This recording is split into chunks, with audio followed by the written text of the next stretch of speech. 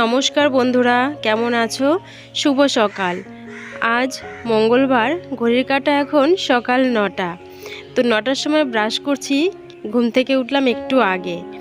তো ভোরবেলায় যদিও উঠেছিলাম, দুষ্টুর বাবা 7টার সময় বেরিয়ে গেছে, তারপর আবার একটু শুয়েছিলাম, কারণ শরীরটা কদিন ধরেই জানো ভালো যাচ্ছে না, আমারও না দুষ্টুরও না। তো উঠেই দেখো ব্রাশ করতে নিয়েছি, যদিও আমার বাসি কাজকর্ম সব কিছুই হয়ে গেছে। সকালে রান্না আজকে করতে পারিনি, কারণ উঠেছি 6টার সময়। শুধু চা আর বিস্কুট মুড়ি খেয়ে দুষ্টুর বাবা আজ অফিসে গেছে। রান্না করতে যেহেতু পারিনি, কি করব বলো? শরীরের ওপরই সব কিছু নির্ভর করে। শরীরটাই যদি ভালো না থাকে তাহলে কি করে সব কিছু করব। তো তোমরা বলতেই পারো যে তাহলে ব্লগ কি করে করছো। তো কি বলো তো, চ্যানেলটার দিকে তাকিয়ে, কারণ একটা দিন যদি আমি ব্লগ শেয়ার না করি, আমার অনেকটা টাইম আমার লস হয়ে যাবে। যেহেতু 1 বছরের মধ্যে আমাকে চ্যানেলটা মনিটাইজেশন করতে হবে, কারণ তোমরা দেখতেই পাচ্ছ ভিউজের কি হাল। তো চেষ্টা করছি 1 বছরের মধ্যে চ্যানেলটাকে মনিটাইজেশন করার। তো আশা রাখি হয়ে যেতে পারে। তো দেখো মুখটুক আমার ধোয়া হয়ে গেল। তারপর দুষ্টুকে নিয়ে যাব হচ্ছে স্কুলে। বললামই যে 9টা বাজে। তো দিদিমণি অনেকক্ষণ আগে নিশ্চয়ই চলে এসেছে। তো যেহেতু ঘুম থেকে উঠতে একটু দেরি হয়ে গেল, দেখবে পরে একবার ঘুম থেকে উঠে যদি আবার একটু শুই না, শরীরটা কেমন যেন আলসেমি হয়ে যায়। তো স্কুলের কথা বলে দুষ্টু না করে না, তো সেই জন্যই ওকে বললাম যে চল বাবা স্কুলে চল, যেটুকু শিখবি সেটুকুই হয়তো কাজে লাগবে। তো চলো ওকে আগে স্কুলে দিয়ে আসি। আর ওকে একবারে মিড ডে মিলের খাবারটা খাইয়েই নিয়ে আসবো, কারণ সকালে এখন আমি কিছুই করিনি। তো মিড ডে মিলের খাবারটা মানে যেহেতু স্কুল থেকে দেবে, সেই কারণে সকালের জন্য একটু চিন্তামুক্ত আমি। আর এদিকে দেখো বেরোবো, পায়ের মধ্যে বলছে ও মা কতগুলি দেখো চুল আটকে গেছে। তো চলো দেরি না করে ওকে স্কুলে দিয়ে আসি। না, সৌমিতারও ঘুম ভাঙেনি, সৌমিতার মারও ঘুম ভাঙেনি।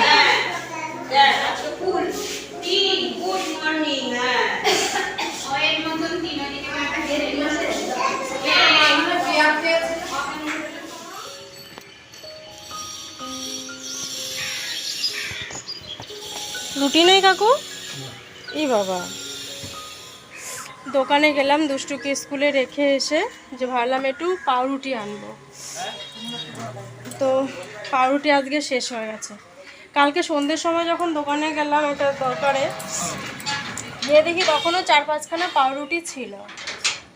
তো আজকে সকালে গিয়ে কোনো পাউরুটি নেই। এক এক দিন ওরকম হয়, সকাল সকাল বিক্রি হয়ে যায়, আবার এক এক দিন অনেক বেলা পর্যন্ত থাকে এবং শেষও হয় না। তো যাই হোক, শরীরটা না একদমই ভালো লাগছে না, নাক দিয়ে অনবরত জল পড়ছে, তার মধ্যে সকালে স্নান করতে হচ্ছে, করতে তো হবেই তাই না। বাসি জামা কাপড় ছাড়ি যখন, তখন একটু স্নানটা সেরে নিই।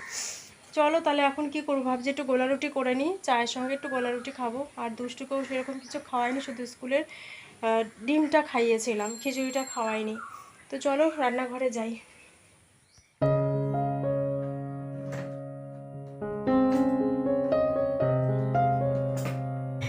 রান্নাঘরে এলাম, রান্নাঘরে ঢুকে আগে রান্নাঘরের জানালাগুলো খুললাম, কারণ সকালে যেহেতু রান্নাঘরে খুব একটা কাজ হয়নি, শুধু চাই হয়েছে, তো সেই কারণেই জানালাগুলো খোলা হয়নি।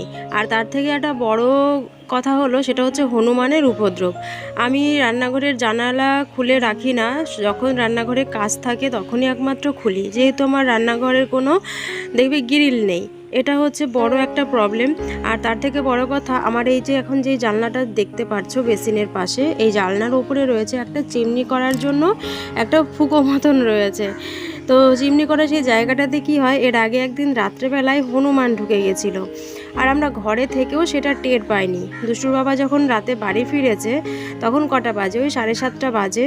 তো আমার যেহেতু দুপুরে ভাত টাত হয়ে গেছিলো, রান্নাঘরে ঢোকার তখন আমার প্রয়োজন ছিল না। ওই সন্ধ্যের সময় একটুখানি চা মুড়ি করেছিলাম রান্নাঘরে ঢুকে, তারপর আর রান্নাঘরে ঢোকা হয়নি। তো 7:30টার সময় এসেছে যখন দুষ্টুর বাবা, তখন আমি ওর জন্য চা করতে ঢুকেছি। তো ওই আগের রান্নাঘরের দরজা খুলেছে, খুলে রান্নাঘরে ঢুকেছে, ঢুকে দেখে কেমন একটা গন্ধ বেরোচ্ছে। এবার আমাকে ডাকলো, ডেকে বললো দেখো তো এগুলো কি। এই বেসিনটার পাশে, মানে বেসিনের মধ্যে পুরো ভর্তি করে হনুমান পটি করে রেখেছে। কি অবস্থা তোমরা বুঝতে পারবে না। আমি তো দেখে আমি মানে আমার বমি চলে এসেছিলো, আমি রীতিমতো ওয়াক শুরু করে দিয়েছিলাম। তো তখন দুষ্টুর বাবা আমার ওপর রাগারাগি করছে, বাড়িতে থাকো অথচ রান্নাঘরে এসব হচ্ছে, টের পাচ্ছ না? আমি বললাম বাড়িতে গিয়ে আমি একাই থাকি, বড় মেয়েও রয়েছে, দুষ্টুও রয়েছে, ওরাও তো কোনো আওয়াজ শুনতে পায়নি। তো বলছে তোমাদের এরকমই হবে, তোমরা কি করতে বাড়ি ঘরে থাকো।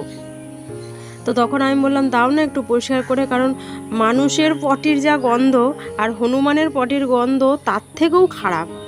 তো রীতিমতো রেগেই আর কি ও পুরো বেসিনটা, রান্নাঘরটা পুরো পরিষ্কার করলো। তাহলে বলো, রান্নাঘরের সব কিছু দেওয়া সত্ত্বেও যদি চিমনির ওই জায়গাটা দিয়ে হনুমান ঢুকে যায়, সেখানে আমার কি করণীয় আছে বলো, আমি কি করতে পারি?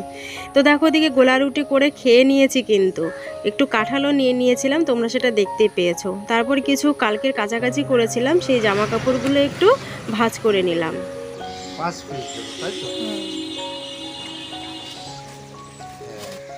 জ্যান্ত দেখে দিয়েন কিন্তু, ওগুলো তো মরা দিয়ে দিচ্ছেন, আগের দুইটা মরা মনে হলো। না না লাগবে না। 5 পিস পোনা মাছ নিলাম 50 টাকা দিয়ে। লোকটা এত বড় দুরন্ত চালাক, মানে দুটো জ্যান্ত মাছ দিয়েছে আর কখন যে 3টে মরা মাছ দিয়ে দিয়েছে, মানে তাও পাল্টিয়ে দিল না, একটা পাল্টিয়ে দিল, বাকিগুলো পাল্টিয়ে দিল না, আর বলল কি সব একই রকম, নিলে নিন, না নিলে কোনো ব্যাপার নেই, আমার মানে তাড়াহুড়ো নেই, মানে ওনার কোনো ব্যাপার নেই, না নিলেও কোনো অসুবিধে নেই, এমনভাবে বলছিল লোকটা।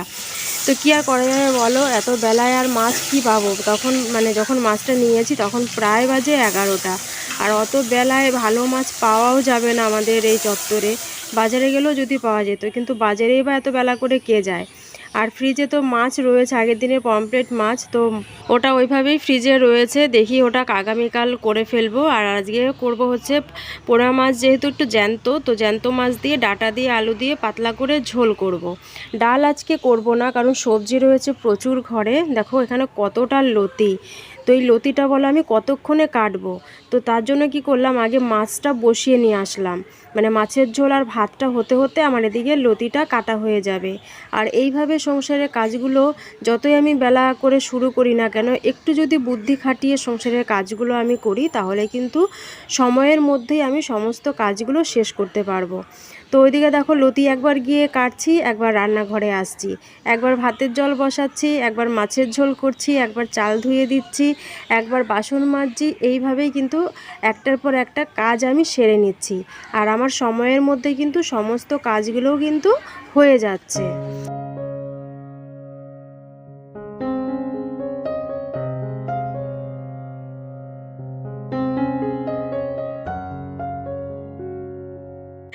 আমার ভাত হয়ে গেল রান্না, ভাতটা উপর দিয়ে নিলাম, আর এখন করব হচ্ছে লতিটা। তো লতিটা করার জন্য আমি এখানে পেঁয়াজ, রসুন, একটু একটু কাঁচা লঙ্কা আর নিয়ে নিচ্ছি অল্প পরিমাণে সাদা সর্ষে।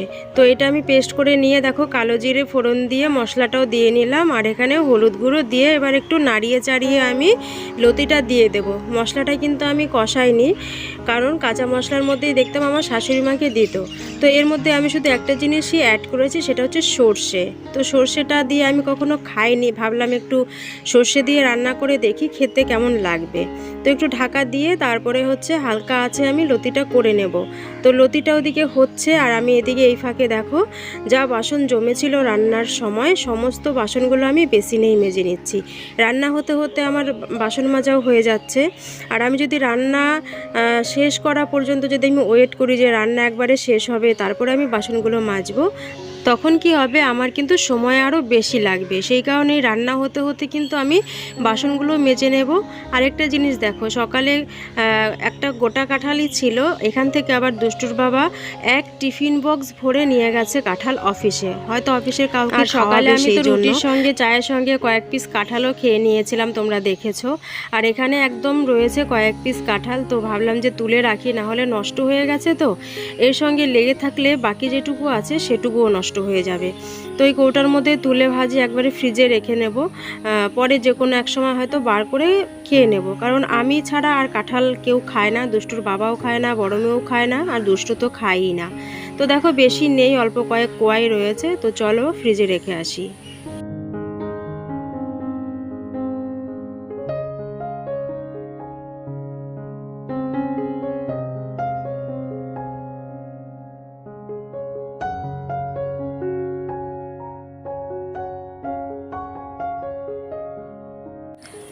রান্নাঘরের কাজ মোটামুটি কমপ্লিট, শুধু লতিটাই বাকি রয়েছে, ওটা প্রায়ও আমার হয়ে এসছে। আর এদিকে দেখো আমি সবজির খোসাগুলো নোংরা ফেলার বালতিতে তুলে রাখছি।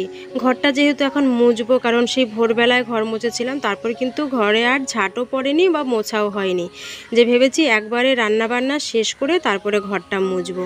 আর দেখো লতিটাও আমার রান্না হয়ে গেছে, একদম ঝরঝরা হয়েছে লতিটা। তো লতিটা কেমন হয়েছে সেটা তোমাদের সঙ্গে পরে শেয়ার করছি খেতে। তারপরে দেখো আমি গ্যাসটা মুছে নিয়েছি, হালকা করেই মুছে নিয়েছি, কারণ রান্না করতে করতে এটা আমার একদম অভ্যাস, রান্না করতে করতে গ্যাস মুছি। তো এরকম কে কে করো কমেন্ট করে জানিও তো, যে একটা কিছু রান্না বসাচ্ছ, একটু তেল ছিটে গেছে গ্যাসের ওপর দিয়ে, একটু মুছে নিলাম। তো এই জিনিসটা আমার হয়, এটা আমার এটা বাতিকই বলতে পারো।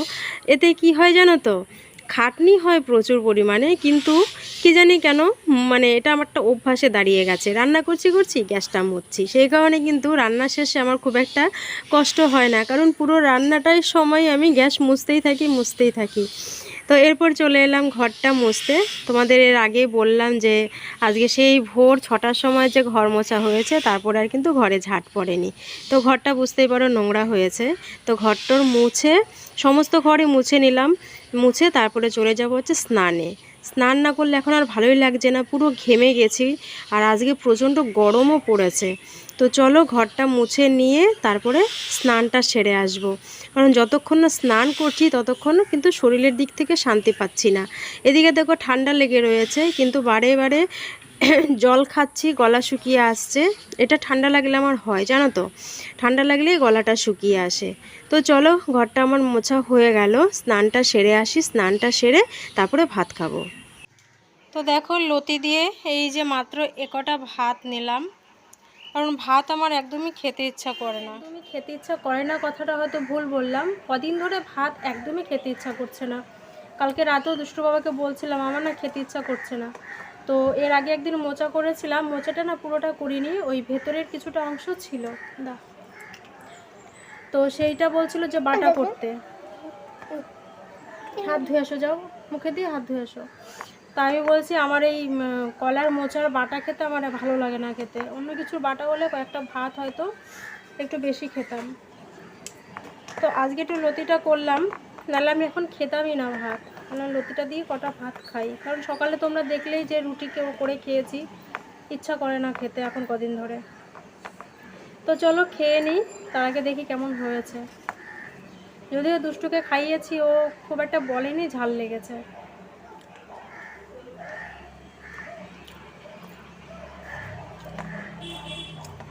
ঠিকঠাকই আছে, কি আছে, আর একটু ঝাল হলে মনে হয় ভালো হতো, কারণ মুখে কোনো টেস্ট পাচ্ছি না। তো চলো খেয়ে নিই। আজকের ব্লগটা জানি না তোমাদের কতদূর কি, শুধু আজকে কেন কয়েকদিনের ব্লগই হয়তো তোমাদের কাছে খুব একটা ভালো লাগছে না, কারণ জোর করে কোনো কিছু ভালো হয় না। তো চলো তাহলে আজকের মতন তাহলে ব্লগটা এখানেই শেষ করছি। তাও কেমন লাগলো অবশ্যই সেটা কমেন্ট করে জানিও, ভালো লাগলে একটা লাইক করে দিও, আর যদি আমার চ্যানেলে কেউ প্রথম আমার ভিডিও দেখছো অবশ্যই কিন্তু সাবস্ক্রাইব করে নিও। তো চলো তোমাদের সঙ্গে আবারও দেখা হচ্ছে নেক্সট ব্লগে। সবাই ভালো থেকো, সুস্থ থেকো, আর অবশ্যই সাবধানে থেকো।